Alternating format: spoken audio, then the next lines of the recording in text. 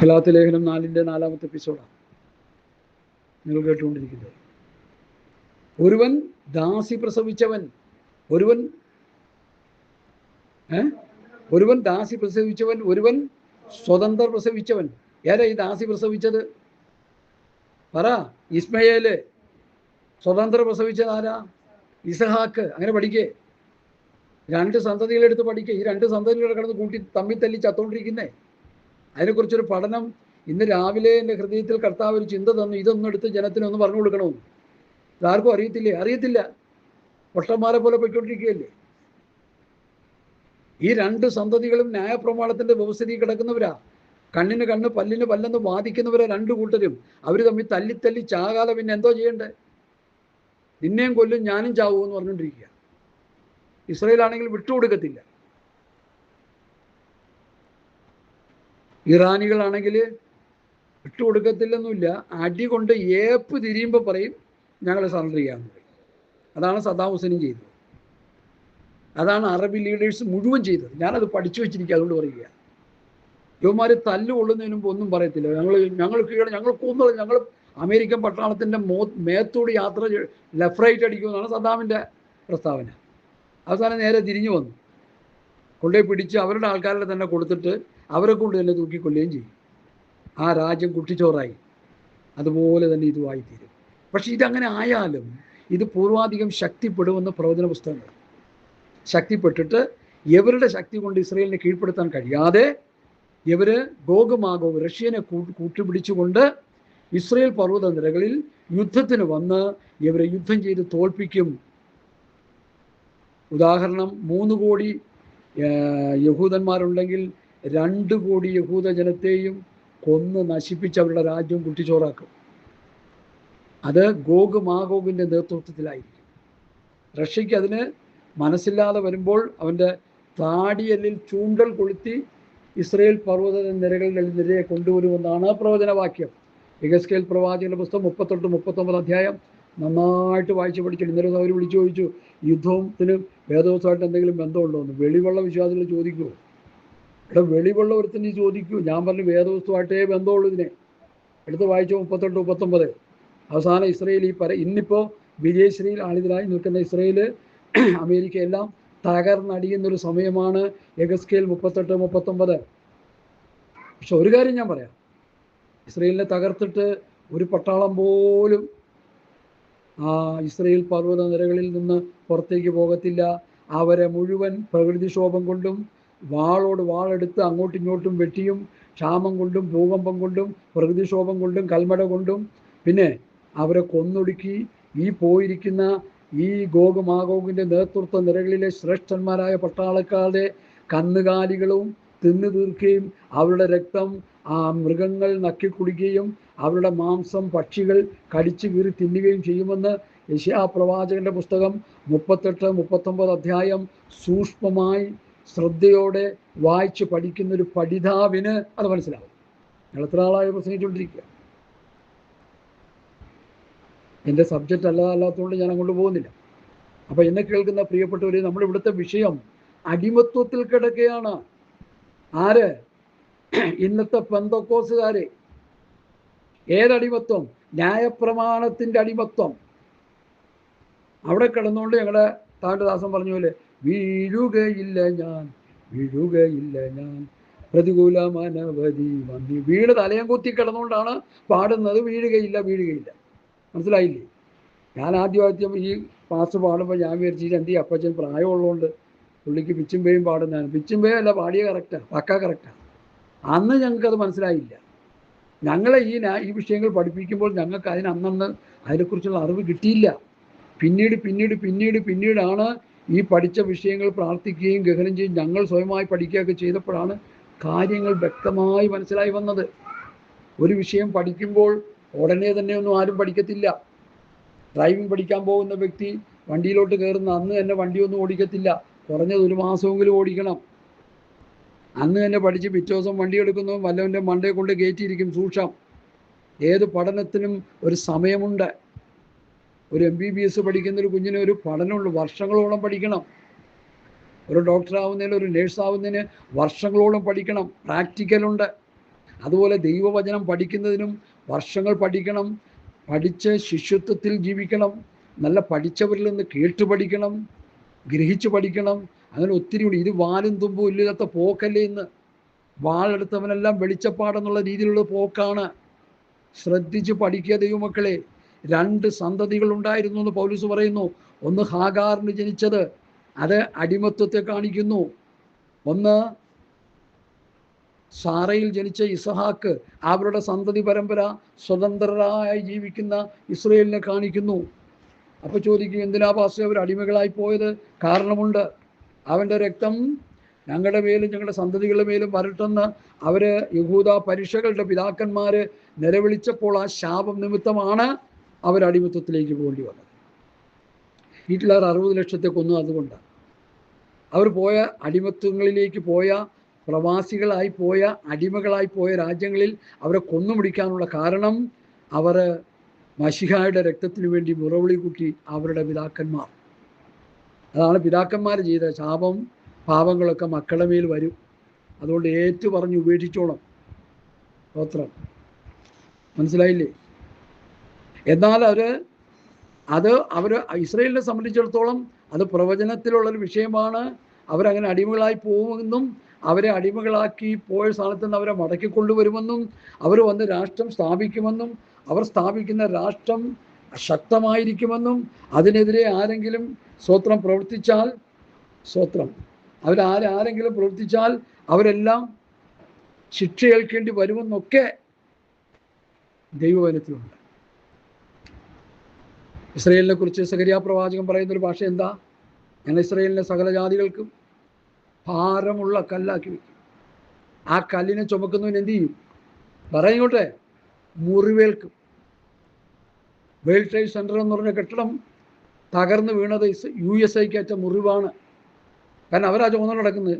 ഇസ്രായേലിനെ സഹായിക്കുന്നു, ആയുധം കൊടുക്കുന്നു, മറ്റു ചെയ്യുന്നു, പലത് ചെയ്യുന്നില്ല. പക്ഷേ അവർ മുറിവേറ്റില്ലേ? ഇനിയും മുറിവേൽക്കും. അവർക്കെതിരെ നിന്നാലും മുറിവേൽക്കും.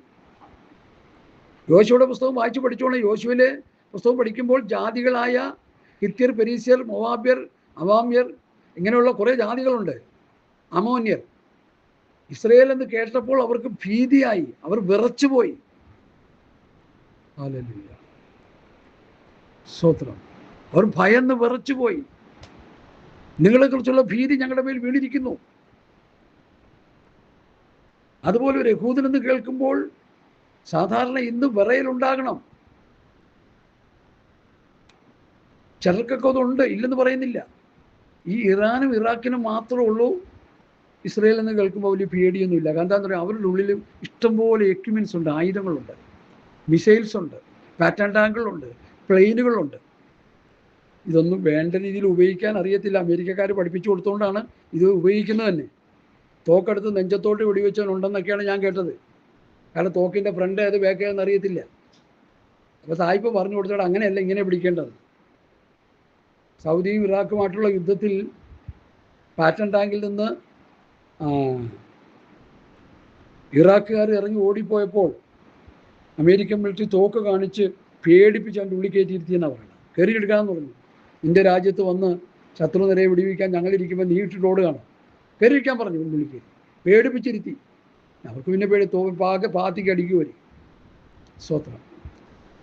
അതുകൊണ്ട് ഈ കാര്യങ്ങളുടെ വ്യക്തത നമ്മൾ മനസ്സിലാക്കണം. ഈ 2 ജാതികൾ തമ്മിലടിക്കുക.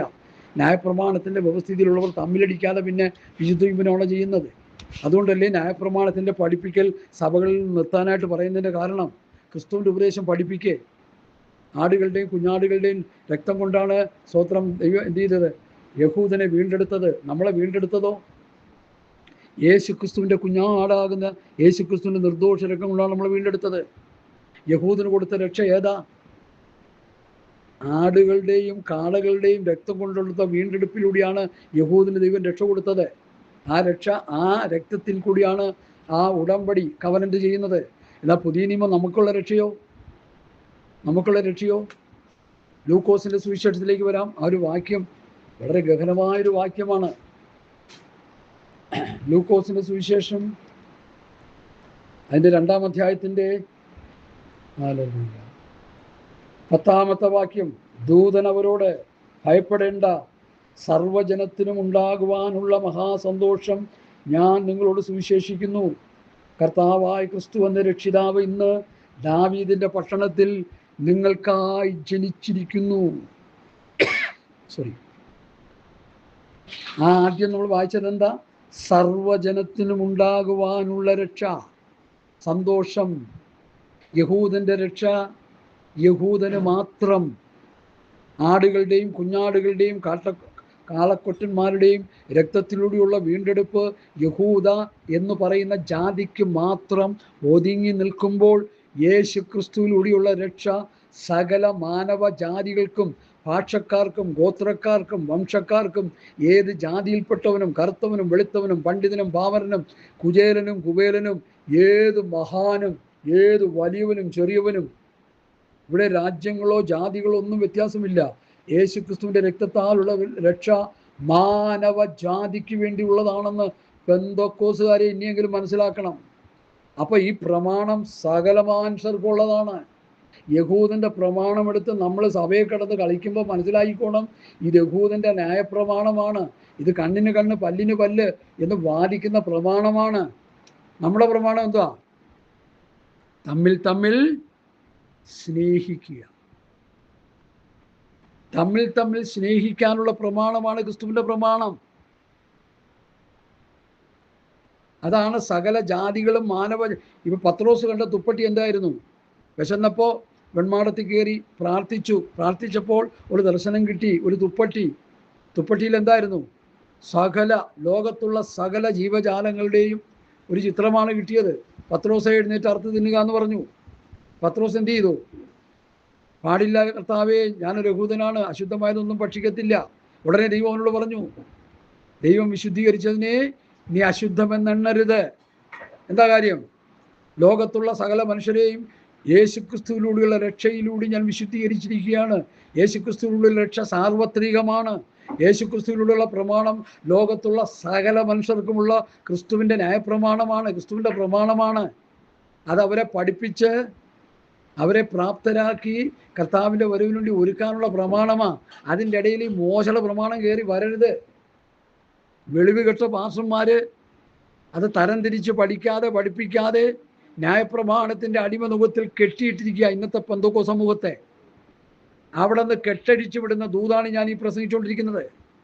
സ്വാതന്ത്ര്യത്തിനായിട്ട് ക്രിസ്തു നമ്മെ സ്വതന്ത്രരാക്കി. ആകിയാൽ അതിൽ ഉറച്ചു നിൽപ്പിൻ.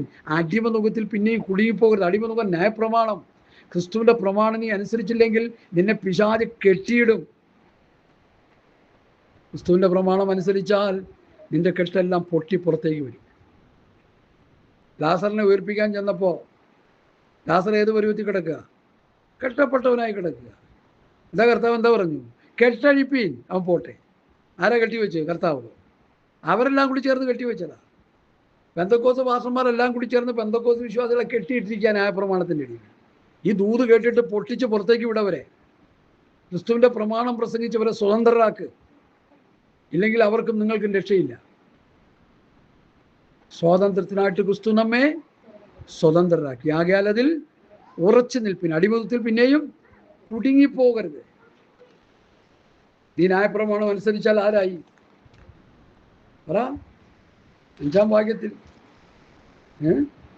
നിങ്ങൾ പരിച്ഛേദന ഏറ്റാൽ ക്രിസ്തുവിനെ കൊണ്ട് നിങ്ങൾക്കൊരു പ്രയോജനമില്ല എന്ന് ഞാൻ പൗലോസ് നിങ്ങൾ പറയും. പരിച്ഛേദന ഏൽക്കുന്ന ഏത് മനുഷ്യനോടോ ന്യായപ്രമാണം മുഴുവൻ നിവർത്തിപ്പാൻ കടംപെട്ടിരിക്കുന്നു. ന്യായപ്രമാണം നിവർത്തിപ്പാൻ കടംപെട്ടിരിക്കുന്ന നിങ്ങൾ ക്രിസ്തുവിനോട് വേർപെട്ടു പോയി. നിങ്ങൾ കൃപയിൽ നിന്ന് വീണുപോയി. ഇതൊക്കെ ഒന്നും മനസ്സിലാക്കാൻ കഴിയാതെ ചുമ്മാ പുസ്തകവും പിടിച്ചുകൊണ്ട് നടക്കുന്നവരെ ഇനിയെങ്കിലും ഒന്ന് മനസ്സിലാക്കുക. എൻ്റെ അഭിപ്രായത്തിൽ പെന്തക്കോസ്ത് പാസ്റ്റർമാർ ഈ ഗലാത്യ ലേഖനം പഠിച്ച് അതിൻ്റെ പരിജ്ഞാനം പ്രാപിച്ചിട്ട് നിങ്ങൾ ശുശ്രൂഷിച്ചാൽ മതി. അല്ലെങ്കിൽ പുസ്തകം വീട്ടിൽ വെച്ച് അവിടെ ഇരുന്ന് പഠിക്കേ. ഇല്ലെങ്കിൽ ജനം കെട്ടപ്പെട്ടവരായി ന്യായപ്രമാണത്തിൻ്റെ അടിമ നുഖത്തിലേക്ക് ജനം പോകും. യാതൊരു സംശയമില്ല അതിൽ. നിങ്ങൾക്ക് സംശയം ഉണ്ടെങ്കിൽ എന്നെ വിളിച്ചു ചോദിക്കാൻ നമ്പറുണ്ട് ഇതിൽ. അത്ര ഗൗരവമേറിയൊരു വിഷയമാണിത്. പൗലോസാണ് ന്യായപ്രമാണത്തിന്റെ അടിമത്തിൽ കിടക്കുന്നവരെ സ്വതന്ത്രരാക്കുന്നത് ഉപദേശം പറഞ്ഞ്. അതുകൊണ്ട് അവരുടെ പൗലോസിന്റെ ഉപദേശം നമ്മൾ പഠിക്കണം. എന്ന് വെച്ച് പത്രോസിൻ്റെ, യോഹന്നാൻ്റെ, യാക്കോബിൻ്റെ, യൂദല പഠിക്കേണ്ടെന്നല്ല. അവർ 5 പേരും പറയുന്ന ഉപദേശം വായിച്ച് പഠിച്ച് കഴിയുമ്പോൾ നല്ല തെളിവായ ഉപദേശം നമുക്ക് കിട്ടും. എവിടെയെങ്കിലും ഒരു വാക്യം എടുത്തുകൊണ്ട്, പണ്ട് ഞങ്ങളുടെ യുവദാസം പറയുമായിരുന്നു, ഒരു വാക്യം എടുത്തുകൊണ്ട് അങ്ങ് പൊക്കോളുക. ഒരു വാക്യത്തെ എടുത്തുകൊണ്ട് അങ്ങ് പോവുകയാണ്. എന്നിട്ട് എവിടെയെങ്കിലും കൊണ്ടുപോയി വേറെ 2-3 വാക്യം കൊണ്ട് എടുത്തോണ്ട് കൊണ്ട് പ്രസംഗിച്ച് പോയി കാശ് മേടിച്ചിട്ട് അങ്ങ് പോവുക ചെയ്യുന്നത്. അതല്ല പ്രസംഗം. ഒരു വിഷയമെടുത്ത് അപഗ്രഥിച്ച് പഠിക്കുക, കാര്യങ്ങളെ പഠിക്കുക, കാര്യകാരണ സഹിതമായി പഠിക്കുക. ഒരുവൻ സ്വതന്ത്ര പ്രസവിച്ചവൻ, ഒരുവൻ ദാസി പ്രസവിച്ചവൻ എന്ന് എഴുതിയിരിക്കുന്നു. ദാസിയുടെ മകൻ ജഡപ്രകാരം, കണ്ടോ, ദാസിയുടെ മകൻ ജഡപ്രകാരം, സ്വതന്ത്രയുടെ മകനോ വാഗ്ദത്തത്താൽ ജനിച്ചതായിരുന്നു. അപ്പം നമ്മൾ അതുപോലെ വാഗ്ദത്ത സന്തതി എന്ന് ഞാൻ ഇവിടെ പറഞ്ഞു വയ്ക്കുക. ഏത് വാഗ്ദത്ത സന്തതി? യെശയ്യാവ് 53:10 വാക്യത്തിൽ ഒരു പ്രയോഗമുണ്ട്. അത് ഞാൻ വായിച്ചു കേൾപ്പി. ഈ വിഷയമായിട്ട് ലിങ്ക് ചെയ്ത് പഠിക്കേണ്ട ഒരു വിഷയമാണ്. 53:10. എന്നാൽ അവനെ തകർത്ത് കളയുവാൻ യഹോവയ്ക്ക് ഇഷ്ടം തോന്നി. അവൻ അവനെ കഷ്ടം വരുത്തി. അവൻ്റെ പ്രാണൻ ഒരു അകൃത്യമായി തീർന്നിട്ട് അവൻ ഒരു സന്തതിയെ കാണുകയും ദീർഘായുസ് പ്രാപിക്കുകയും ചെയ്തു. യേശു ക്രിസ്തു ക്രൂശിൽ കിടന്നുകൊണ്ടൊരു സന്തതിയെ കണ്ടു. ഏതാണ് ആ സന്തതി? പുതിയ നിയമസഭ. ന്യായപ്രമാണത്തിലുള്ളവരും സകല ലോകത്തിലെ ജാതികളായി കിടന്നവരിൽ നിന്നും യേശുക്രിസ്തുവിൽ വിശ്വസിച്ച് മുൻപോട്ട് വരുന്ന ഒരു പുതിയ നിയമസഭ. ഹല്ലേലൂയ! എത്ര മനോഹരമായൊരു പഠിപ്പിക്കല. യെശയ്യാപ്രവാചകൻ പറയുന്ന പ്രവചനവാക്യമാണിത്. അവൻ ക്രൂശിൽ കിടന്നൊരു സന്തതിയെ കണ്ടു. ആ സന്തതിയാണ് പുതിയ നിയമസഭ. അത് ലോകത്തുള്ള സകല ജാതികളിൽ നിന്നും, സകല ഗോത്രങ്ങളിൽ നിന്നും, സകല ഭാഷക്കാരിൽ നിന്നും, സകല ജാതികളിൽ നിന്നും രക്ഷിക്കപ്പെട്ടു വരുന്ന ദൈവത്തിൻ്റെ മക്കളായ പുതിയ നിയമസഭ. ക്രിസ്തുവിൻ്റെ ശരീരം, ക്രിസ്തുവിൻ്റെ മണവാട്ടി, അല്ലെങ്കിൽ നിർമ്മല കന്യക, അല്ലെങ്കിൽ ദൈവത്തിൻ്റെ മന്ദിരം എന്ന നിലയിൽ പൗലൂസിൻ്റെ പഠിപ്പിക്കൽ പ്രകാരം പുതിയ നിയമസഭ. ആ സഭയെ അടിമനുഖത്തിലേക്ക് വലിച്ചുകൊണ്ട് പോവുകയാണ് ഇന്ന് പല ശുശ്രൂഷകന്മാരും. ന്യായപ്രമാണം പ്രസംഗിച്ച്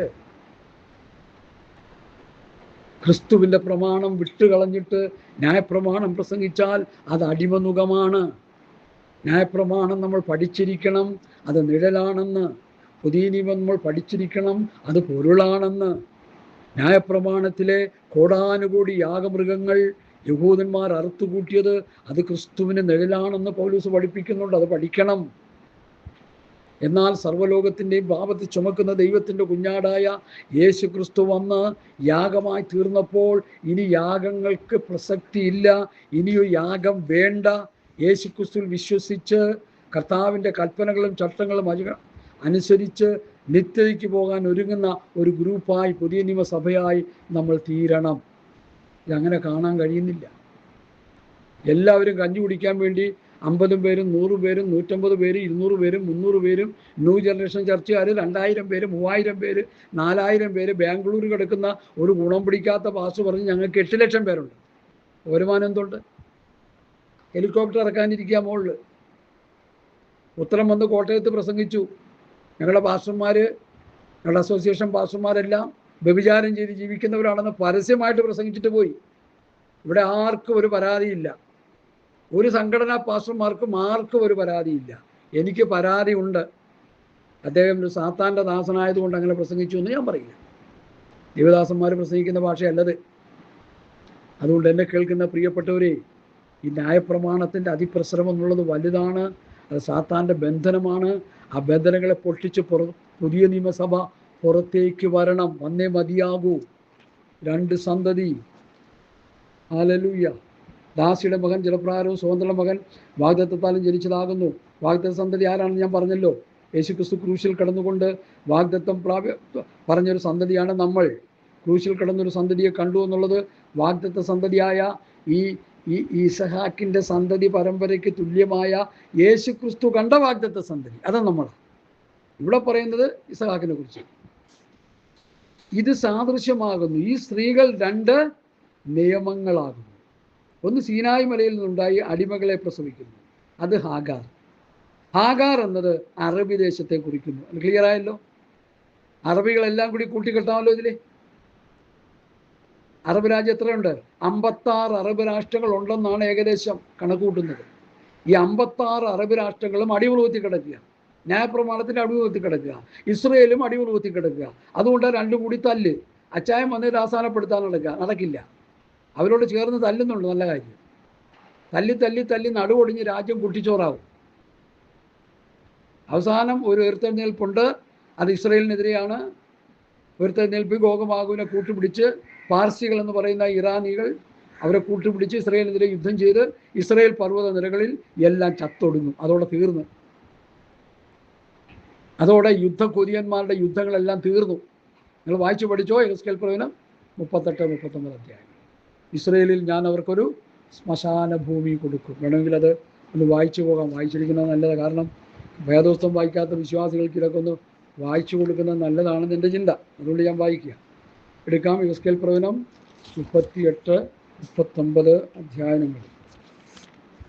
അതിൽ 39-ാം അധ്യായത്തിൽ, അന്ന് ഞാൻ ഗോഗിന് ഇസ്രയേലിൽ ഒരു ശ്മശാന ഭൂമി കൊടുക്കും. ഗോഗ് എന്ന് പറയുമ്പോൾ ഗോഗ് മാഗോഗിൻ്റെ നേതൃത്വത്തിൽ വരുന്ന ഇറാനികളായ പാസികൾക്കും തുർക്കികൾക്കും ഈജിപ്തുകാർക്കും അതിൽ കുറച്ച് രാജ്യങ്ങളുണ്ട്. അവർക്ക് എല്ലാവർക്കും കൂടി എന്ത് ചെയ്യും? ഇസ്രയേലിൽ ഒരു ശ്മശാന ഭൂമി കൊടുക്കും. കടലിന് കിഴക്ക് വശത്ത് വഴിപോക്കരുടെ താഴ്വര തന്നെ. വഴിപോക്കർക്കാർക്ക് അത് വഴിമുടക്കായിത്തീരും. അവിടെ അവർ ഗോഗിനെയും അവൻ്റെ സകല പുരുഷന്മാരെയും അടക്കം ചെയ്യും. ഇന്ന് കാണുന്ന ഈ വമ്പന്മാരെ ഇസ്രയേൽ പർവ്വത നിരകളിൽ ഇവരെ അടക്കം ചെയ്യും. അതുവരെയും ഇവർ കിടന്നു പിടയ്ക്കും. ആ പിടപ്പാണ് ഈ കണ്ടുകൊണ്ടിരിക്കുന്നത്. ഈ അക്രമവും ഈ വെടിവെപ്പും ഈ മിസൈൽ വിടലും ഇതൊന്നും തീരത്തിൽ. ഇത് അവസാനിക്കുന്നത് ഇവിടെയാണ്. ഇസ്രയേൽ പർവ്വത നിരകളിൽ ദൈവം അവരെ കൊണ്ടുവന്ന് അവിടെ വെച്ച് ദൈവം അവർക്ക് വേണ്ടി യുദ്ധം ചെയ്യും. ഇസ്രയേലിനെതിരെ വരുന്ന ശത്രുപക്ഷത്തെ ദൈവം നിഗ്രഹിക്കും. ദൈവമാണ് അവർക്ക് വേണ്ടി യുദ്ധം ചെയ്യുന്നത്. അങ്ങനെ ഇവർ തകർന്ന് തരിപ്പണമായി ഇവരുടെ ശവങ്ങൾ മൃഗങ്ങൾ ഭക്ഷിക്കുകയും രക്തം നക്കി കുടിക്കുകയും പക്ഷികൾ കൊത്തിപ്പറിച്ച് തിന്നുകയും ചെയ്യുമെന്ന് പ്രവചന പുസ്തകം വ്യക്തമായി പറയുന്നു. അവൻ്റെ സകല പുരുഷന്മാരെയും അടക്കം ചെയ്യും. അവർ അതിന് ഹാമോൻ ഗോഗ് പുരുഷാരത്തിൻ്റെ താഴ്വര എന്ന് പേർ വിളിക്കും. ഗോഗ് പുരുഷാരത്തിൻ്റെ താഴ്വര ഇസ്രയേൽ പർവ്വത നിരകളിലാണ്. ഇതൊക്കെ ശരിക്കും മനസ്സിലായിക്കോ. ഈ പ്രസംഗം കേൾക്കുന്നവർ 38-39 അധ്യായം നന്നായിട്ട് വായിച്ച് പഠിച്ചോണം. അവിടെ കൊണ്ട് തീരും. ഇതിവിടെയാണ് ഇത് ഒടുങ്ങുന്നത്.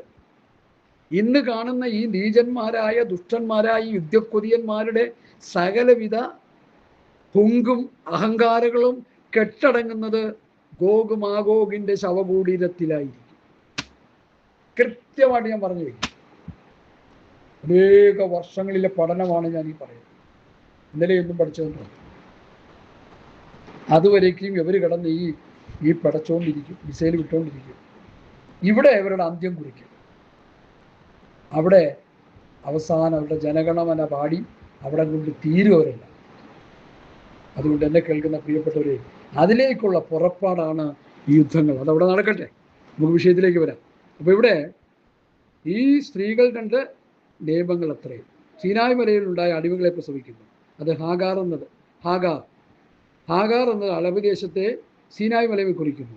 അതിപ്പോഴത്തെ യെരുശലേമിനോട് ഒക്കുന്നു. സ്വത്രം.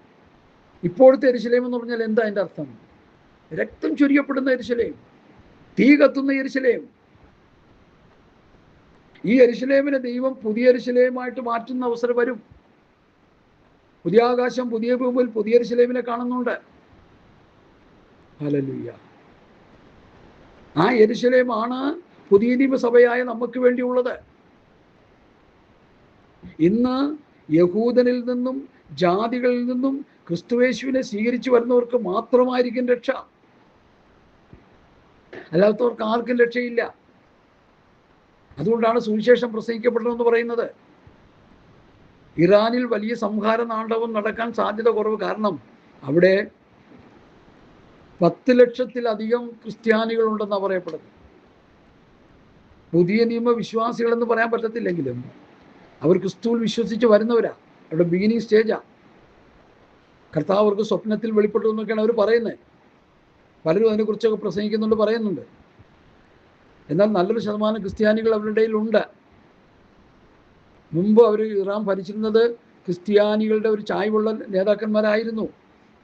അവരെയെല്ലാം അവിടെ നിന്ന് തുരത്തിയിട്ട് ഇസ്ലാമിക ഭരണം സ്ഥാപിച്ചവരാണ് ഈ ഖൊമൈനിയും അവരുടെ പുത്രനും അവരുടെ നേതാക്കന്മാരെല്ലാം കൂടി ചേർന്ന്. ഇസ്ലാം രാഷ്ട്രം സ്ഥാപിച്ചതോടുകൂടി അതെല്ലാം നശിച്ച് നാമാവിശേഷമായി. കഴുതപ്പുറത്തും ഒട്ടകപ്പുറത്തും ഒട്ടകത്തിൻ്റെ വാലും കഴുതയുടെ വാലും ഒക്കെ കുടിച്ച് നടന്നവനൊക്കെ, കാശിന് പോക്കില്ലാതെ കിടന്നവനൊക്കെ, പൈസയായി വരുമാനമായി ജീവിത രീതികൾ മാറി പശമണ്ണം നനച്ച് വീട് വെച്ച് താമസിച്ചിരുന്നവരോ അറബികളൊക്കെ മണിമന്ദിരങ്ങൾ പണിതു, ആകാശം മുട്ടുന്ന ഗോപുരങ്ങൾ പണിതു. അതിൽ അമേരിക്കയും യൂറോപ്യൻ രാജ്യങ്ങളാണ് അവർ സപ്പോർട്ട് ചെയ്തത്. അതുകൊണ്ട് ആ കൂറ് അവർക്കിപ്പോഴും ഉണ്ട്. അവരവരുടെ കൂടെ ഇല്ലെങ്കിൽ ഇവർ തന്നെ തമ്മിൽ തല്ലി ചാകും. ഇറാനും ഇറാഖും കൂടി എല്ലാ രാജ്യത്തെയും കൊന്നൊടുക്കും. അതുകൊണ്ടാണ് അച്ചായന്മാരവിടെ ഉള്ളത്. അവരുള്ളതുകൊണ്ടാണ് ഇവരുടെ ജീവന് നിലനിൽപ്പുള്ളത്. ഇപ്പോഴും ഇറാൻ ശക്തമായി മറ്റു രാജ്യങ്ങളെ അടിക്കുമ്പോൾ അവർ രാജ്യം മുഴുവൻ തകർന്നു പോകാതിരിക്കുന്നത് അമേരിക്കയുടെയും ഇസ്രയേലിൻ്റെയും അതുപോലുള്ള ബ്രിട്ടൻ്റെയും ജർമ്മൻ്റെയും ഒക്കെ സ്വത്രം യുദ്ധോപകരണങ്ങളും ഏറ്റവും മോഡേണായിട്ടുള്ള ഈ സ്കഡ് മിസൈലിനെ തകർക്കുന്ന പാട്രിയോട്ട് മിസൈലും അയൺ ഡോം സംവിധാനങ്ങളൊക്കെ ഉള്ളത് കൊണ്ടാണ് ആ രാജ്യമൊന്നും നശിക്കാതിരിക്കുന്നത്. ഇല്ലെങ്കിൽ മിഡിൽ ഈസ്റ്റ് മുഴുവൻ കത്തി അമർന്നേനെ ഇത്രയും 12-13 ദിവസം കൊണ്ട്. ചേമാർ കൊണ്ടുവച്ച സംവിധാനങ്ങളാണ് അവരെ രക്ഷപ്പെടുത്തിയിരിക്കുന്നത്. അതും മനസ്സിലാക്കണം. ഇത് നമ്മളിപ്പോൾ ആത്മീയമായിട്ട് ഇത് പഠിക്കാൻ പോവാൻ. പുതിയ നിയമസഭ എന്നുള്ളത് ന്യായപ്രമാണത്തിൻ്റെ അടിമത്തിൽ കിടക്കേണ്ടവരല്ല. ആഗാറിൻ്റെ സന്തതി പരമ്പരയായ ന്യായപ്രമാണത്തിൻ്റെ ഉപദേശത്തിൽ കിടക്കേണ്ടവരല്ല. ഇസ്രായേൽ മക്കൾ പഠിപ്പിക്കുന്ന തോറ ന്യായപ്രമാണത്തിൻ്റെ പഠിപ്പിക്കലും നമുക്കില്ല. നമുക്ക് 2 കൂട്ടർക്കും സകല ജാതികൾക്കും ഒരു പുതിയ പ്രമാണം തന്നു. അത് ക്രിസ്തുവിൻ്റെ ന്യായപ്രമാണം. തമ്മിൽ ഭാരങ്ങളെ ചോപ്പീൻ, ഇങ്ങനെ ക്രിസ്തുവിൻ്റെ ന്യായപ്രമാണം നിവർത്തിപ്പീൻ എന്നൊരു ഉപദേശമാണ് നമുക്കുള്ളത്.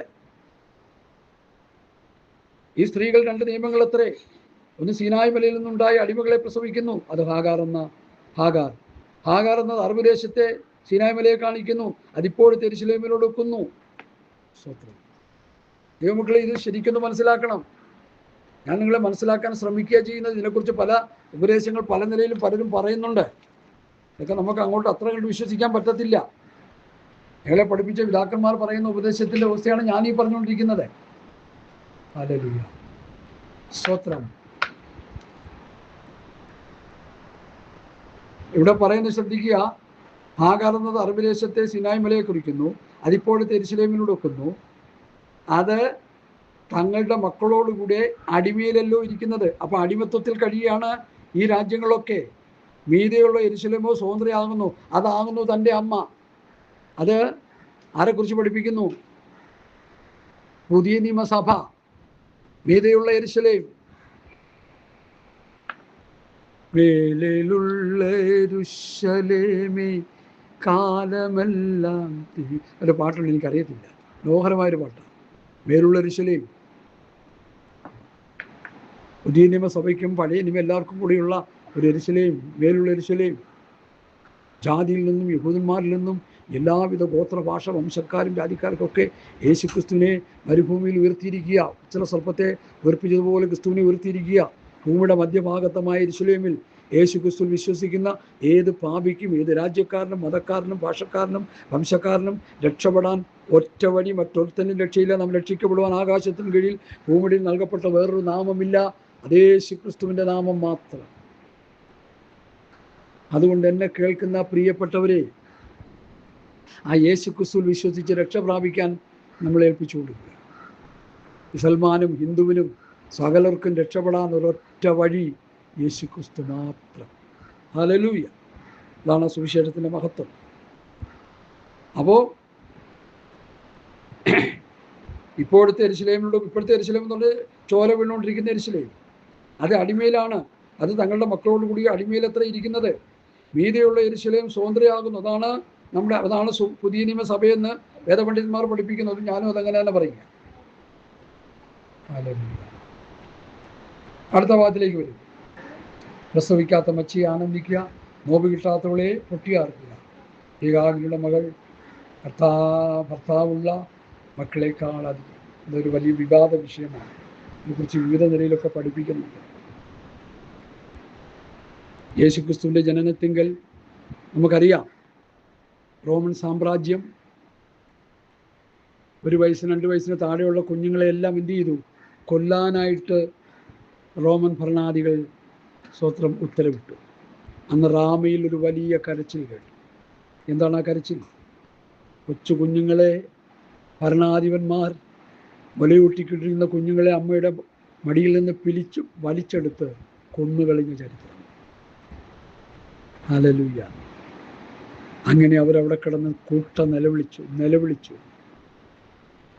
അപ്പോഴാണ് ആ പ്രവാചക ശബ്ദം വന്നത്, പ്രസവിക്കാത്ത മച്ചിയെ ആനന്ദിക്കുക. സ്വത്രം. നോവ് കിട്ടാത്തവളെ പൊട്ടിയാർക്കുക. ഏകാങ്ങളുടെ മക്കൾ ഭർത്താവുള്ള മക്കളെക്കാൾ അധികം എന്നെഴുതിയിരിക്കുന്നുവല്ലോ. അപ്പോൾ പ്രസവിച്ചു കൂട്ടിയ കുഞ്ഞുങ്ങൾ മുഴുവൻ അടിമകളാണെങ്കിൽ അതിനെ ഓർത്ത് കരയല്ലാതെ എന്താ ചെയ്യുക? ഈ ക്രിസ്തു പ്രമാണത്തിനെതിരായി പിറന്നു വീഴുന്ന കുഞ്ഞുങ്ങളെല്ലാം അടിമത്വത്തിലേക്ക് പോകുകയല്ലേ? പ്രത്യേകിച്ച് ഇസ്ലാമിക കുഞ്ഞുങ്ങളെ മുഴുവൻ. അവർ പറയുന്നു സ്വർഗം അവർക്കാണ് കിട്ടുന്നത്. അവർ പറയുന്നു സ്വർഗത്തിൽ ചെല്ലുമ്പോൾ മദ്യം മദിരാക്ഷിയൊക്കെ ഉണ്ടെന്ന്. അത് പിശാചിൻ്റെ ഒരു ദുരുപദേശമല്ലേ? ഞാൻ ആ ഭാഗത്തേക്കൊന്നും പോകുന്നില്ല. ഒരു വിമർശനത്തിന് ഞാൻ പോകുന്നില്ല. നമ്മളൊരു കാര്യം മനസ്സിലാക്കിയാൽ മതി. ക്രിസ്തുവിൻ്റെ പ്രമാണത്തിനെതിരെ നിൽക്കുന്ന ഉപദേശം മുഴുവൻ ശാപഗ്രസ്തമാണ്. ഞങ്ങൾ നിങ്ങളോട് അറിയിച്ചതിന് വിരുദ്ധമായി ഞങ്ങളാകട്ടെ സ്വർഗത്തിൽ നിന്നും ദൂതനായിട്ട് നിങ്ങളോട് സുവിശേഷം അറിയിച്ചാൽ അവൻ ശപിക്കപ്പെട്ടു. അപ്പം ക്രിസ്തുവിൻ്റെ പ്രമാണത്തിനെതിരെ നിൽക്കുന്ന ഉപദേശം മുഴുവൻ എന്താണ്? ശാപഗ്രസ്തമായ പ്രമാണമാണ്.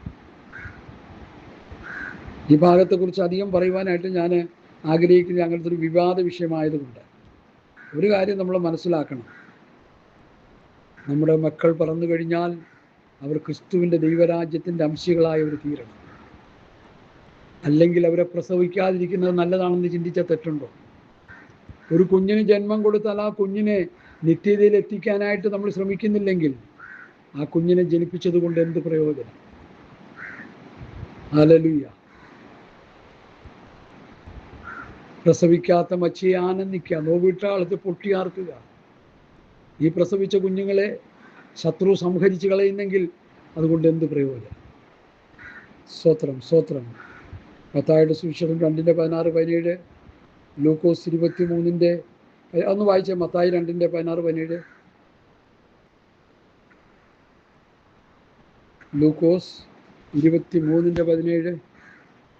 ഹല്ലേലൂയ. സ്വത്രം.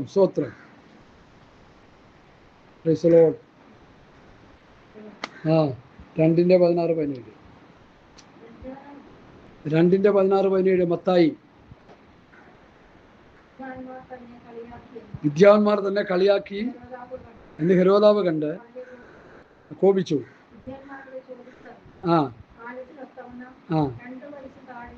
2 വയസ്സ് താഴെയുള്ള ആൺകുട്ടികളൊക്കെയും ബത്ലഹേമിലും അതിരുകളിലും ആളെ അയച്ചു കൊല്ലിച്ചു. ചിന്തിച്ചു നോക്കിയേ. ഇത് പറയാൻ തന്നെ മനസ്സിന് പറ്റുന്ന കാര്യങ്ങളില്ല നാവിൽ. കൊച്ചു കുഞ്ഞുങ്ങളെ കൊല്ലുകളയുക. അപ്പോഴാണ് പ്രവാചകൻ പറഞ്ഞത് പ്രസവിക്കാത്ത മച്ചിയെ ആനന്ദിക്കുക, നോവ് കിട്ടാത്തവളെ പൊട്ടിയാർക്കുക. ഒരു കാര്യം നമ്മൾ ഓർക്കണം. നമ്മുടെ കുഞ്ഞുങ്ങൾ നമ്മൾ ജന്മം കൊടുത്താൽ അവരെ നിത്യതയ്ക്ക് വേണ്ടി എത്തിച്ചോണം, ഒരുക്കിക്കോണം. അവരെ പഠിപ്പിച്ച് 5 ശമ്പളക്കാരാക്കാൻ കിടന്നും ചക്രശ്വാസം വലിക്കാതെ അവരെ നിത്യതയ്ക്ക് വേണ്ടി ഒരുക്കണം. ക്യാപ്റ്റൻ ഷമോൽ പറയും, കാഹളം ധനിക്കുമ്പോൾ നിന്റെ കുഞ്ഞ് ഒരു ഹോട്ടലിൽ പ്ലേറ്റ് കഴിയുന്ന ജോലിയാണെങ്കിൽ കുഴപ്പമില്ല. കാഹളം ധനിക്കുമ്പോൾ അവിടെ നിന്ന് പറന്നു പോകുന്നെങ്കിൽ അത് മതി. നമ്മളിപ്പോൾ നേരെ തിരിച്ച എത്രത്തോളം അവരെ ഉയർത്താമോ അത്രത്തോളം ഉയർത്തുക നല്ലതാണ്. പക്ഷെ അവരെ നിത്യതയിൽ കാണുന്നില്ലെങ്കിൽ അവരെ പ്രസവിക്കാത്തത് നല്ലതാണെന്നുള്ള ഭാഷയെ അവിടെ ധ്വനിച്ച് കാണുന്നത്. സ്വത്രം. പിന്നെ അടുത്ത വാക്യത്തിലേക്ക് 28-ാം വാക്യം. നാമോ സഹോദരന്മാരെ ഇസഹാക്കിനെ പോലെ വാഗ്ദത്തത്താൽ ജനിച്ച. ഏതാ നമ്മളെ വാഗ്ദത്തത്താൽ ജനിച്ച സന്തതി? യേശു ക്രൂശിൽ കിടന്ന് കണ്ട വാഗ്ദത്ത സന്തതി. യെശയ്യാവ് 53:10 അവൻ ക്രൂശിൽ കിടന്ന് ഒരു സന്തതിയെ കണ്ടു. അതാ വാഗ്ദത്ത സന്തതി. അത് നമ്മളാ. അത് യഹൂദന്മാരിൽ നിന്നും സകല ജാതി മതസ്ഥരിൽ നിന്നും സകല ഭാഷക്കാരിൽ നിന്നും സകല വംശക്കാരിൽ നിന്നും യേശു ക്രിസ്തു ക്രൂശിൽ കിടന്നുകൊണ്ടൊരു സന്തതിയെ കണ്ടു. അത് ക്രിസ്തുവിൻ്റെ സഭയാണ്. എൻ്റെ ശരീരമാം സഭയാണ്. ആ ക്രൂശിൽ കിടന്നത് അത് നൊന്ത് പ്രസവിച്ച സഭയാണ്. അതാണ് നമ്മളെന്ന് പൗലൂസ് ഇവിടെ പറഞ്ഞു വയ്ക്കുക. ഹല്ലേലൂയ.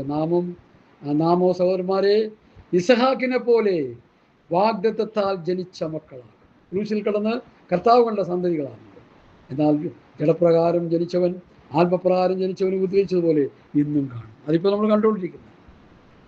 വാഗ്ദത്ത സന്തതിയായ ഇസഹാക്കിനെ, ഇസ്രായേൽ മക്കളെ ജഡപ്രകാരം ജനിച്ച ഹാഗാറിൻ്റെ സന്തതികൾ തച്ചുകൊണ്ടിരിക്കുക, ഉപദ്രവിച്ചുകൊണ്ടിരിക്കുക. പക്ഷെ അവർ വിടത്തില്ല. അവരുടെ ജീവശ്വാസം പോയാലും അവർ വിടത്തില്ല. അവർ തച്ച് തകർക്കുക തന്നെ ചെയ്യും. എന്നാൽ അവരെ തച്ച് തകർക്കുന്ന ഇസ്രായേലിനെ തകർക്കുന്നൊരു കാലഘട്ടം വരുന്നുണ്ട്. അത് എസ്കേൽ 38-39 ഗോഗുമാഗോവിൻ്റെ നേതൃത്വത്തിലാണെന്ന് മാത്രം. സ്വത്രം. അതെന്തിനാണ് ആ യുദ്ധം എന്ന് ചോദിച്ചാൽ, അവർ കുത്തിയങ്കിലേക്ക് നോക്കി യഥാസ്ഥാനപ്പെടണം. യഹൂദൻ്റെ യഥാസ്ഥാനപ്പെടൽ. ഞങ്ങളുടെ പിതാക്കന്മാരെ മശികയെ ക്രൂശിച്ചു, ആ പാപം ഞങ്ങളോട് ഓർക്കല്ലേ എന്നും പറഞ്ഞു അവർ കിടന്ന് നിലവിളിക്കും. ആ നിലവിളിക്കുമ്പോഴാണ് ദൈവം അവർക്ക് വേണ്ടി യുദ്ധം ചെയ്ത് ദൈവത്തിൻ്റെ നാമം ജാതികളുടെ ഇടയിൽ മഹത്വമെടുക്കുന്നത്. ഈ കടന്നു വന്ന ഈ പട്ടാള വ്യൂഹത്തെ മുഴുവൻ ദൈവം പ്രകൃതി ശോഭം കൊണ്ടും വിവിധ നിലയിലും കൊന്നൊടുക്കി ആ യഹൂദൻ്റെ ഭൂമിയിൽ, ആ ഇസ്രായേൽ പർവ്വത നിരകളിലെ ആ ശ്മശാന സ്ഥലത്ത് അവരെ അടക്കി കഴിയുമ്പോൾ ജാതികൾ പറയും, ഇസ്രായേലിൻ്റെ ദൈവമാണ് യഥാർത്ഥ ദൈവമാണ്. അങ്ങനെ ദൈവത്തിൻ്റെ നാമം മഹത്വപ്പെടും. അത് പ്രവചന പുസ്തകത്തിലുണ്ട്, 38-39 അതിനടുത്ത് വായിച്ചു പറയാൻ എൻ്റെ മുമ്പിൽ സമയമില്ല. ഇപ്പം തന്നെ സമയം പോയി. സ്തോത്രം, തീർന്നിരിക്കുക. അതുകൊണ്ട് ഈ പല ഭാഗങ്ങളും വിശദീകരിക്കാതെ ഞാൻ പെട്ടെന്ന് പറഞ്ഞു പോവുക. നാമോസഹോദരന്മാരെ വാഗ്ദത്തത്താൽ ജനിച്ച മക്കളാണ്. എന്നാൽ ജഡപ്രകാരം ജനിച്ചവൻ ആത്മപ്രകാരം ജനിച്ചവൻ ഉപദ്രവിച്ച് ഇന്നും കാണും. അപ്പോൾ ഇന്നും ഈ ആത്മപ്രകാരം ജനിച്ച നമ്മളെ ഈ ജഡപ്രകാരമുള്ള ജഡസന്തതികൾ, ലോകസന്തതികൾ നമ്മളെ ഉപദ്രവിക്കുകയല്ലേ ചെയ്യുന്നത്. യഹൂദിനെ അവർ ഉപദ്രവിക്കുകയല്ലേ ചെയ്യുന്നത്. അതുപോലെ നമ്മളെ ഉപദ്രവിക്കുക. പിന്നെ നമ്മളെ ഉപദ്രവിക്കുന്നത് നമ്മളെ കയ്യിരിപ്പ് കൊണ്ടാണെന്നുള്ളത് വേറൊരു വിഷയം. ഞാനതിലേക്ക് പോകുന്നില്ല. അല്ലല്ലോ, യഥാർത്ഥമായി കർത്താവിൻ്റെ ശിഷ്യന്മാരായി ജീവിച്ചാൽ അവർക്ക് ഉപദ്രവം ഉണ്ടാവും. ആ ഉപദ്രവത്തിലൂടെ മരിച്ചവർ നിത്യതയ്ക്ക് പൊക്കോണം. നമ്മളിപ്പോൾ കോടതിയും കേസ് ഈയിടയ്ക്ക് പിണറായി പറഞ്ഞു, പെന്തക്കോസ്തുകാരെ ഞങ്ങൾ അംഗീകരിച്ചിരിക്കുന്നു. യാക്കോബ CSI കാത്തലിക് ചർച്ച് പോലെ അംഗീകരിക്കപ്പെട്ട ഒരു സഭയായി ഞങ്ങൾ പെന്തക്കോസ്തുകാരെയും അംഗീകരിച്ചു. അതോടെ പെന്തക്കോസ്തുകാർ മിക്കവാറും പെന്തക്കോസ്തുകാരുടെ കഥ കഴിഞ്ഞെന്നാണ് എൻ്റെ ചിന്ത. അവർ പറയും പിണറായിയും കൂട്ടരും പട്ടാളമൊക്കെ ഞങ്ങൾക്ക് എന്ത് ചെയ്യുക, സഹായത്തിനുണ്ടാവും. ആ സഹായമൊക്കെ ലോകപ്രകാരമുള്ള സഹായമാണ്. ദൈവത്തിൻ്റെ സഹായം നമുക്കില്ലെങ്കിൽ എന്ത് പ്രയോജനം? പുതിയ നിയമസഭയ്ക്ക് പീഡയുണ്ടെന്നേ, അത് 1-ാം നൂറ്റാണ്ട് മുതൽ ഉണ്ടെന്നേ, 3-ര നൂറ്റാണ്ടിൽ ഉണ്ടായിരുന്നേ, അതിനുശേഷമുള്ള ഒരു ബ്രാക്കറ്റ് പീരീഡ് കഴിഞ്ഞ് പിന്നീടുള്ള നൂറ്റാണ്ടിൽ ഉണ്ടെന്നേ. പെന്തക്കോസ്തുകാർക്ക് എപ്പോഴും പീഡയുണ്ടെന്നേ. ഞാൻ നിങ്ങൾ മരിക്കാൻ ഒരുങ്ങിക്കോണം. ഗോതമ്പ് പൊടി നിലത്ത് വീണി ചാകുന്നില്ലേയും തനിയിരിക്കും, ചത്തുവെങ്കിൽ വളരെ വിളവുണ്ടാകും. സ്തെഫാനോസിൻ്റെ മരണം പുതിയ നിയമസഭയെ തളർത്തുകയല്ല, വളർത്തുക ചെയ്തത്. ഞാൻ നിങ്ങൾ മരിക്കുന്നെങ്കിൽ മരിക്കട്ടെ, അത് രക്തസാക്ഷിയാകണം. കർത്താവിൻ്റെ പ്രമാണം അനുസരിച്ച് ജീവിച്ച് വ്യവസ്ഥയിൽ നിന്നുകൊണ്ട് മരിക്കണം. അല്ലാതെ പ്രമാണം വിട്ടിട്ട് വല്ലവൻ്റെയും തല്ലുകൊണ്ട് ചത്തുകൊണ്ട് ഒരു ഗുണമില്ല. അതുകൊണ്ട് വ്യവസ്ഥയിൽ നിന്ന് മരിക്കാനായിട്ട് നമ്മൾ ഒരുങ്ങണം എന്നാണ് എനിക്ക് പറയാനുള്ളത്. ഹല്ലേലൂയ. തിരുവഴുത്ത് എന്ത് പറയുന്നു? ദാസിയും മകനെയും പുറത്തായി കളയാം, ദാസിനും മകൻ സ്വതന്ത്രമല്ല അവകാശമാക്കിയില്ല, സ്വതന്ത്രമാകിയില്ല. അങ്ങനെ സഹോദരന്മാരെ, നാം ദാസിയുടെ മക്കളല്ല, സ്വതന്ത്രയുടെ മക്കളല്ല. ആരാ നമ്മൾ സ്വതന്ത്ര? യേശു ക്രിസ്തുവാണ് നമ്മുടെ മാതാവും പിതാവും എല്ലാം. സ്വതന്ത്ര കർത്താവാണ് നമ്മൾ സ്വതന്ത്രരാക്കിയത്. ദാസിയെ മോനെ പുറത്താക്കി കളയാനാണ് പറയുന്നത്. കാരണം ഉപദ്രവിച്ചതുകൊണ്ട് അത് വേറൊരു വിഷയമാണ്. എന്നാൽ നമ്മളെ സംബന്ധിച്ചിടത്തോളം നമുക്ക് ഉപദ്രവമുണ്ട്. കുഞ്ഞുങ്ങളെ, നിങ്ങൾക്ക് ലോകത്തിൽ കഷ്ടമുണ്ട്, എങ്കിലും ധൈര്യപ്പെടും, ഞാൻ ലോകത്തെ ജയിച്ചിരിക്കും. അതുകൊണ്ട് ഈ കാര്യങ്ങൾ നന്നായിട്ട് മനസ്സിലാക്കുക. ഇന്ന് നടക്കുന്ന ഈ തല്ലും അടിയും ബഹളവും ഒക്കെ വചനത്തിൻ്റെ നിവൃത്തിയാണ്. അത് സംഭവിച്ചുകൊണ്ടിരിക്കുന്നു. നമ്മളോർത്ത് ഭാരപ്പെടേണ്ട. മേലുള്ള യെരൂശലേം സ്വതന്ത്രയാകുന്നു, അതാകുന്നു നമ്മുടെ അമ്മ. അതാണ് പുതിയ നിയമസഭ എന്ന വേദപണ്ഡിതന്മാർ ഒരു കൂട്ടം പറയുന്നു. ഞാനത് വിശ്വസിക്കുന്നു, ഞാനത് പറയുന്നു. അതുകൊണ്ട് പുതിയ യെരൂശലേമിലേക്ക് പോകാൻ നമ്മൾ ഒരുങ്ങിക്കോ. ഈ യെരൂശലേമിനെ കാണാൻ വേണ്ടി ഇവിടെ കിടന്ന് അക്രാന്തം കാണിക്കുക പെന്തക്കോസ്തുകാർ. ഒരു കണ്ടോ കുഴപ്പമൊന്നുമില്ല. അതിനേക്കാളുപരി പുതിയ യെരൂശലേമിലേക്ക് പോകാൻ ഒരുങ്ങിക്കും. പുതിയ യെരൂശലേമിനെ കുറിച്ച് പറയുമ്പോൾ അവിടെ കഷ്ടതയില്ല. 21-ാം അധ്യായത്തിൻ്റെ 1-2 വാക്യങ്ങളൊന്ന് വായിച്ച് നമുക്ക് നിർത്താം. വെളിപ്പാട് 21-ന്റെ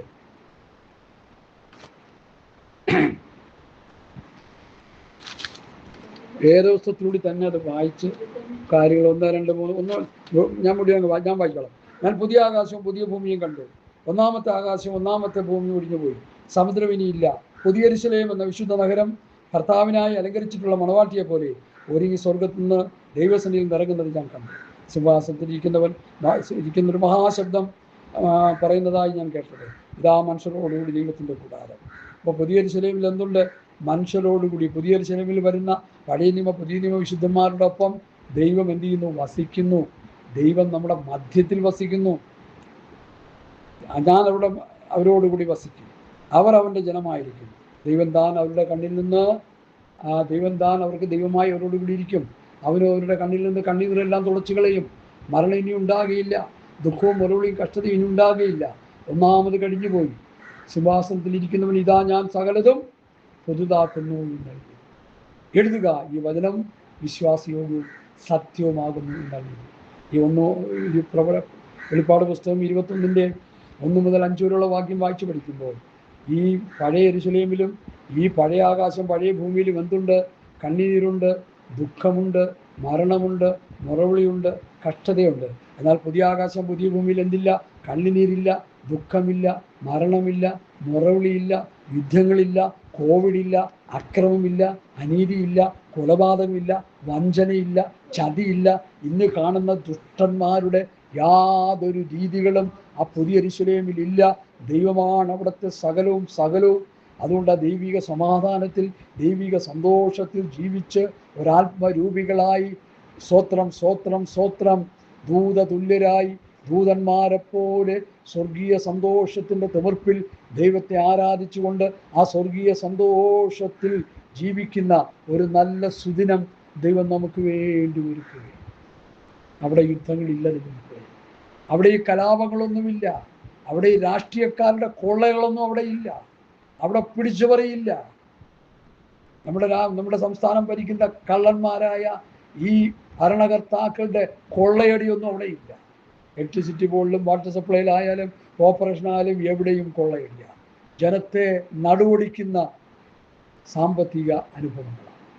അതൊന്നുമില്ലാത്ത ശാന്തസുന്ദരമായൊരു സ്വർഗീയ സന്തോഷത്തിൽ തിമിർക്കുന്നൊരു ജീവിതം, നിത്യാനന്ദം അവളുടെ തലമേൽ ഉണ്ടായിരിക്കുമെന്ന് പ്രവചന പുസ്തകം പറയും. ആ അവസ്ഥയിലേക്ക് വരുവാൻ ഇന്ന് പൽക്കാലം നമുക്ക് കേൾപ്പിച്ചു കൊടുക്കാം. അതിന് ഗലാത്യ ലേഖനം 4-ാം അധ്യായത്തിൻ്റെ പഠനം എന്തുകൊണ്ടും ഒരു അനുഗ്രഹമായി തീരട്ടെ. ഇതിനേക്കാൾ ഗഹനമായ നിലയിൽ ഈ വിഷയങ്ങൾ പഠിപ്പിക്കുന്നവരുണ്ട്. എനിക്ക് ലഭിച്ച നിലയിലാണ് ഞാൻ നിങ്ങളെ ഈ വചനം പറഞ്ഞ് പ്രബോധിപ്പിച്ചത്. വചനത്തിനു മുമ്പാകെ നമുക്ക് സമർപ്പിക്കാം. കർത്താവ് വചനങ്ങളാൽ നമ്മെ അനുഗ്രഹിക്കട്ടെ. ആമേൻ, ആമേൻ, ആമേൻ, ആമേൻ, ആമേൻ, ആമേൻ. സ്തോത്രം. ഹല്ലേലൂയ.